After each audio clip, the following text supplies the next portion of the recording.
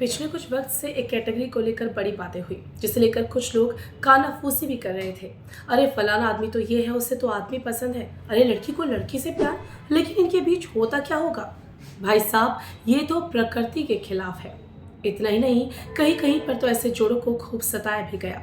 लेकिन कहते हैं ना, प्यार किसी बंधन का मोहताज नहीं होता, और इस बंधन से आज़ाद है LGBT कम्युनिटी। नमस्कार, मैं हूं आपकी good life coach and therapist Ujjwala. स्वागत करती हूं आपका गुड लाइफ टॉक्स में।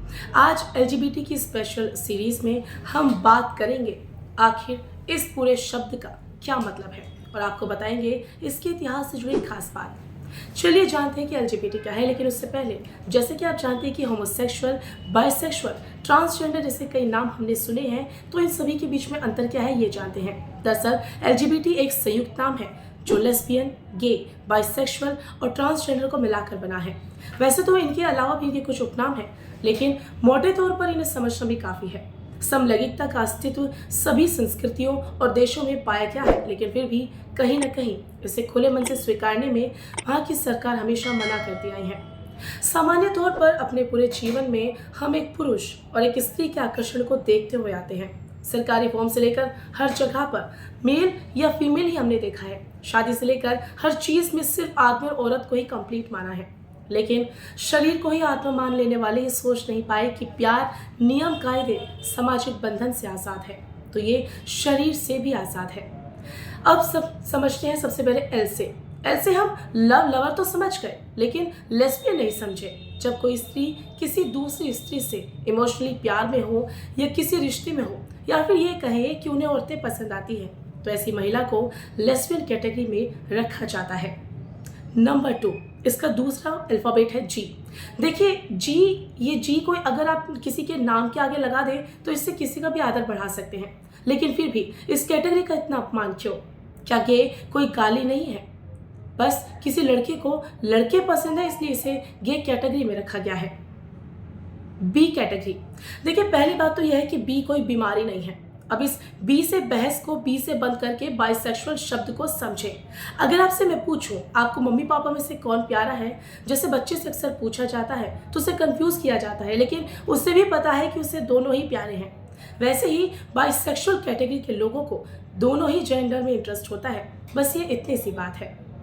Number 3, T category. T category वालों को समाज ने समझने का ट्राई तो नहीं किया, लेकिन न जाने कितने ज़्यादा ताने दिए होंगे। लेकिन टाइम से थोड़ा पीछे महाभारत में जाओगे तो तमीज़ की बड़ी मिसाल भी पाओगे, जब भीष्म पितामह ने शिखंडी पर तीर न चलाकर पुरुष के शरीर में खुद को स्त्री महसूस करने वाले शिखंडी को स्त्री सम्मान दिया था। दरअसल ट्रांसजेंडर कही जाने वाली इस कैटेगरी को लोगों ने ट्रॉमा मान लिया है। इसे ऐसे समझे, T as in 3, यानी कि इसे प्रत्येक लाइन से आप समझिएगा। पहला, शरीर में मौजूद मेल फीमेल हार्मोन्स तो आप जानते होंगे, जो सभी में होते हैं। जो हार्मोन जितना एक्टिव होगा उसका उतना ही असर शरीर पर नजर आ जाता है। लेकिन कई बार हार्मोनल डिसफंक्शन की वजह से भ्रूण के अंगों पर प्रभाव पड़ता है। इस कैटेगरी वालों के शरीर के अंग पूरी तरह से ना बनने, या कई बार स्त्री पुरुष के अंग एक शरीर में होने की वजह से इन्हें ट्रांसजेंडर कहा गया है।